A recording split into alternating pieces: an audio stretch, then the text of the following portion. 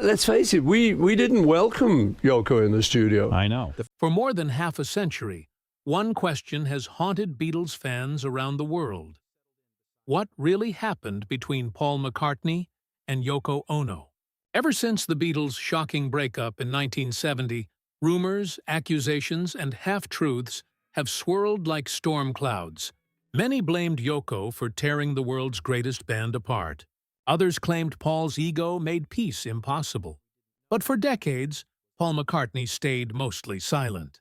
Until now, in a rare and emotional interview, Paul finally broke that silence, revealing the truth about his relationship with Yoko Ono, his late bandmate John Lennon's partner, Muse, and the woman who became one of the most polarizing figures in music history. He didn't hold back. Paul spoke of the pain, the anger, the misunderstanding, but also of the forgiveness that came far too late. What he confessed shocked even his closest friends, shedding new light on the Beatles' breakup and on the complex bond that tied four young men to a love story that changed everything.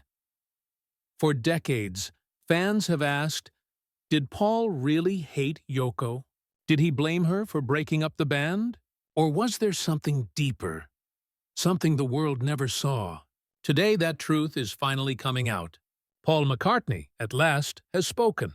And what he revealed about Yoko Ono, about love, loss, and the scars of the Beatles' final days, will change everything you thought you knew.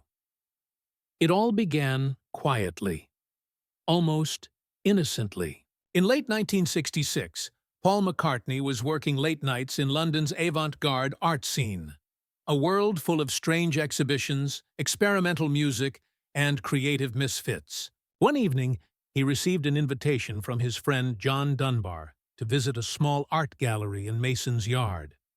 There, a young Japanese artist named Yoko Ono was showcasing her conceptual art for the first time in London. Paul couldn't make it that night, but John Lennon did, and that single moment would change everything. According to Paul, it was never supposed to be dramatic. John came in the next morning talking about this woman who'd handed him a hammer and told him to hit a nail into a board, Paul once recalled. He was just buzzing. You could see he'd met his match. At first, Paul didn't see Yoko as a threat. In fact, he found her intriguing. He admired her boldness, her unfiltered way of expressing herself, and her impact on John. But as the months went on, Paul began to notice something shifting. Not just in John, but in the delicate chemistry of the Beatles themselves. Before Yoko, the band had been a perfect storm of brotherhood and competition. John and Paul wrote songs side by side, feeding off each other's ideas. George added his quiet brilliance, and Ringo brought the heart. They were unstoppable, until John started bringing Yoko into the studio. Paul would later admit that it wasn't jealousy, at least not at first. It was confusion. It was like your best mate suddenly bringing his girlfriend on every fishing trip, he said years later. You don't know what to say because it's your friend. But the whole dynamic changes. The tension grew slowly. Yoko didn't just sit quietly in the background. She involved herself in the creative process, offering suggestions and opinions on the band's work. That was something completely unheard of in the Beatles' world. The studio had always been sacred, a space where only the four of them ruled. Now, it felt like a stranger was sitting in the middle of their magic circle. Paul later confessed that he didn't know how to handle it. It wasn't about her being there, he explained. It was about losing John to something I didn't understand. We'd been this tight unit since Liverpool. Suddenly, there was this new person who had John's full attention. By 1968, the cracks were visible. The sessions for the White Album were some of the most strained in Beatles history. Paul's perfectionism clashed with John's growing desire for artistic freedom. Arguments broke out daily, and Yoko was always there, by John's side, whispering, watching, waiting. Still, Paul tried to keep the peace. He even attempted to welcome Yoko in small ways, offering her tea during breaks, trying to strike up casual conversation. But the connection never clicked. Yoko saw Paul as controlling, while Paul saw Yoko as invasive. The warmth between them froze before it ever had a chance to form. Looking back decades later, Paul admitted something that few expected. "I didn't hate Yoko. I just didn't know her. I didn't know what John saw in her. And that scared me a bit. It wasn't hatred. It was loss. The loss of John's focus, his laughter, his creative spark, shared only with Paul. For the first time, McCartney realized that Lennon's loyalty had shifted, and there was nothing he could do to bring it back. What began as artistic curiosity had turned into emotional distance, and while the world was still singing Hey Jude and Let It Be inside the studio, the Beatles were already drifting apart. In Paul's own words, "That's when I knew the Beatles weren't four anymore. We were 3 and 1. By 1969, the bond that had once made the Beatles unstoppable was showing visible cracks. What used to be laughter-filled recording sessions had turned into long silences, passive-aggressive remarks, and unspoken resentment. At the center of it all stood Yoko Ono, not because she wanted to be, but because everyone else had made her the symbol of what was going wrong. Paul McCartney, years later, would admit that he had been unfair at times. "We were 4 men who'd been together nearly every day for a decade," he confessed. "Suddenly, there was a new person in the room, and we didn't know how to handle it. Yoko took the blame. But really, we were falling apart already." During the sessions for Let It Be, the tension hit its boiling point. Yoko sat beside John during every take, often whispering ideas or commenting while the band played. To Paul, it was like having an audience critique his every note. He kept his frustration bottled up, but it leaked out through sharp remarks and cold stares. "It wasn't about Yoko," he said later. "It was about John not being my partner anymore." One infamous moment came when Paul tried to direct the band through the long and winding road. George Harrison grew irritated, snapping, "I'll play whatever you want me to play." Ringo looked uncomfortable. John barely looked up, and beside him, Yoko sat silently. But her presence filled the entire room. Outside the studio, the media made things worse. Every newspaper seemed eager to paint Yoko as the woman who broke up the Beatles. Fans sent hate mail. Strangers shouted insults. Paul admits he didn't step in to defend her then, something he regrets deeply today. "We let her take all the blame," he said quietly in a 2012 interview. That wasn't fair. Still, Paul couldn't hide his anger in those early days. When Abbey Road was being recorded, he and John were barely speaking. The chemistry that had built Eleanor Rigby and A Day in the Life was gone. "It was like we were in the same room but living in different worlds," Paul remembered. John's world had Yoko in it, and I wasn't part of that anymore. In private, Paul vented his frustrations to Linda Eastman, who would soon become his wife. Linda encouraged him to let go of the bitterness. "She told me, 'John's in love and maybe you just miss him,'" Paul said. And she was right. I wasn't angry at Yoko. I was hurt by John. The final straw came in 1970 when Paul discovered that John had secretly quit the band but agreed to keep it quiet for business reasons. Paul felt betrayed, not just by John, but by everyone who went along with the silence. "That's when I knew it was over," he said. And yes, Yoko was there, right beside him. It felt like she'd taken my best friend away. In the years that followed, Paul's bitterness occasionally slipped into his music. Songs like Too Many People and Dear Friend carried hidden messages, not of hatred, but of grief. They were love letters disguised as arguments, the emotional residue of a partnership that had defined his life. Looking back, Paul now admits that Yoko wasn't the villain history made her out to be. John would have left the band even without her, he said. He was ready to move on. We all were, but she gave him the courage to do it. Still, in those early years after the breakup, Paul couldn't bring himself to forgive her. Every time he heard her name, he thought of everything he had lost. His friend, his band, his youth. It wasn't until decades later, after tragedy struck, that Paul began to see Yoko in a different light. Not as the destroyer of the Beatles, but as the keeper of John's spirit. For Paul McCartney, December 8, 1980, began like any other day. He was at home in Sussex, working on new music when the phone rang. The voice on the other end trembled. "John's been shot." Within seconds, Paul's world collapsed. John Lennon, his partner, his rival, his brother in art, was gone. Just like that. Paul later said that he didn't believe it at first. "I thought someone was making a cruel joke," he recalled.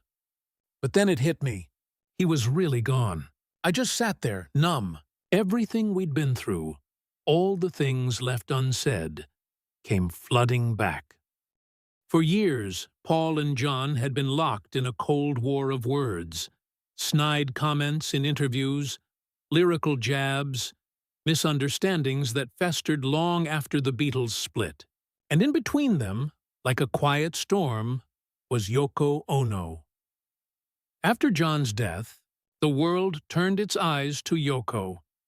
She became the grieving widow, the keeper of Lennon's legacy, and once again, the lightning rod for hate. Paul wanted to reach out immediately, but he hesitated. He didn't know what to say. He didn't know how to say it. "I was afraid," Paul admitted years later. "Afraid she'd blame me. Afraid I'd say the wrong thing.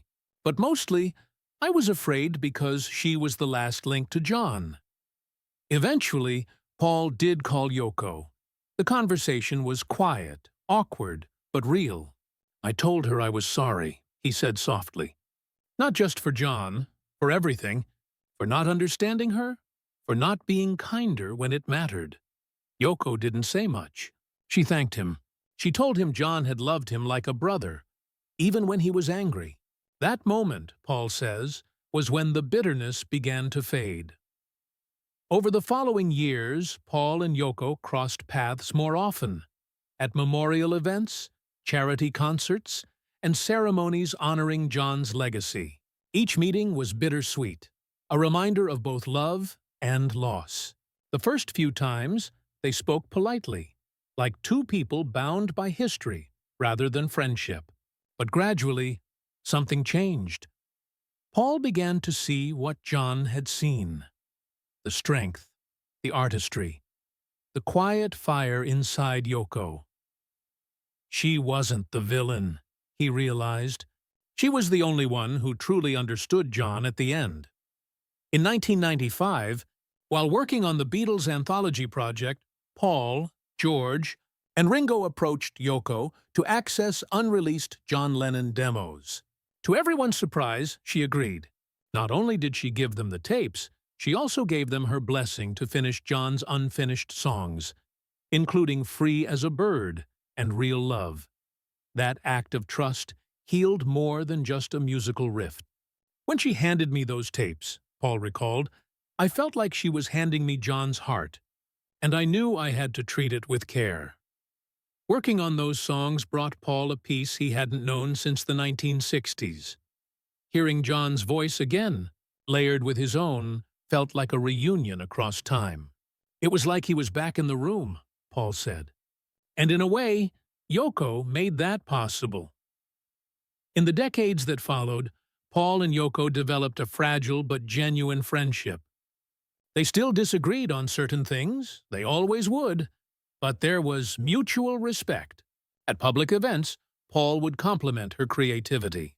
Yoko, in turn, would defend Paul's legacy, reminding the world that the Beatles were four men, not one villain and three victims. Looking back now, Paul sees Yoko as part of his story. A painful but essential part.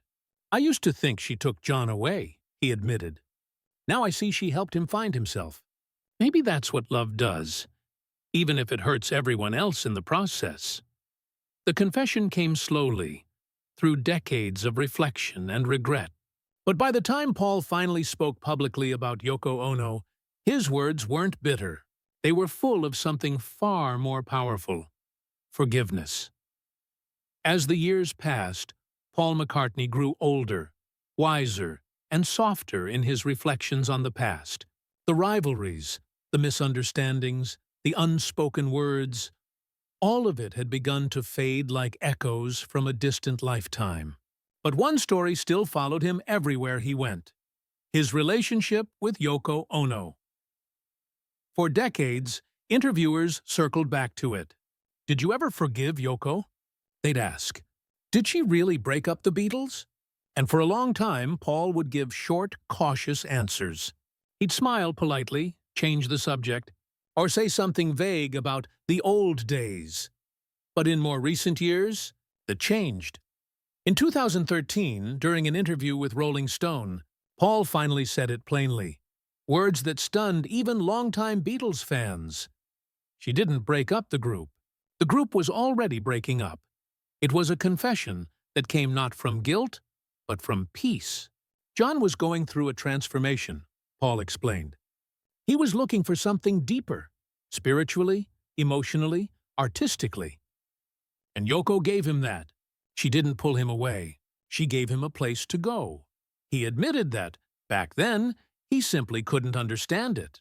"I was still thinking about the Beatles, about the next album, the next song," Paul said.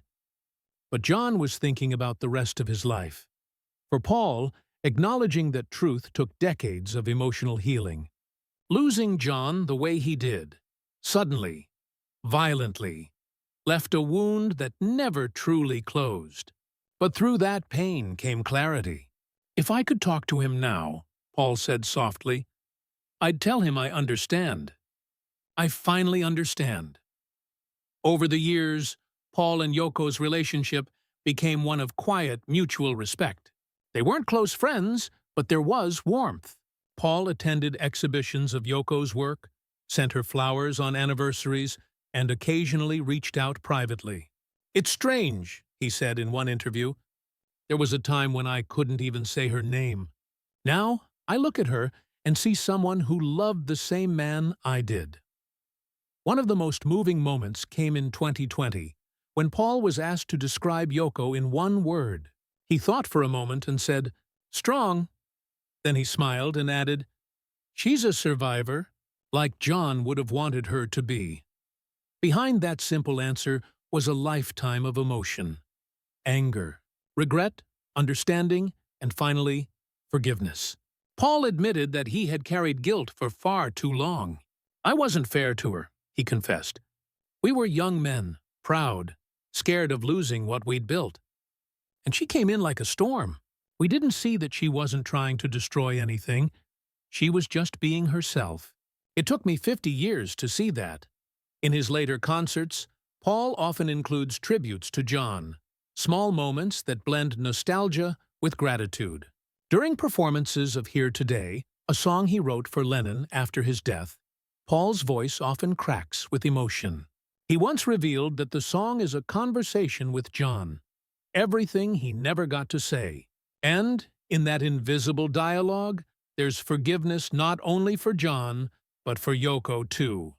"I don't hold on to hate," Paul said in a BBC interview.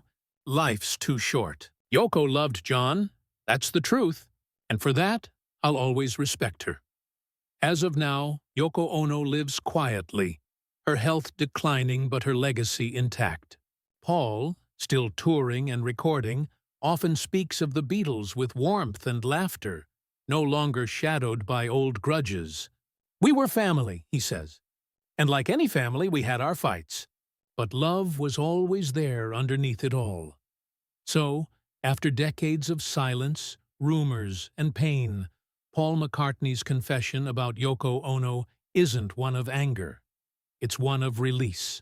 He no longer sees her as the wedge that split the Beatles, but as the woman who helped John Lennon become whole. And in that realization lies the quiet truth Paul had been carrying for half a lifetime: that forgiveness doesn't rewrite the past. but it can finally make peace with it.